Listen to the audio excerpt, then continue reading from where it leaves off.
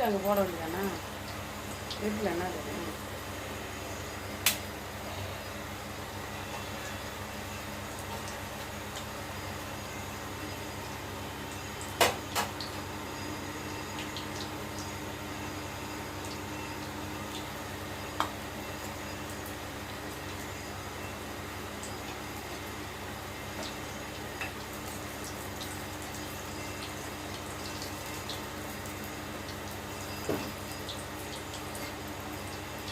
Hi friends, இன்றைக்கி எங்கள் வீட்டில் வாழைப்பூ வடை தான் ஸ்பெஷல்.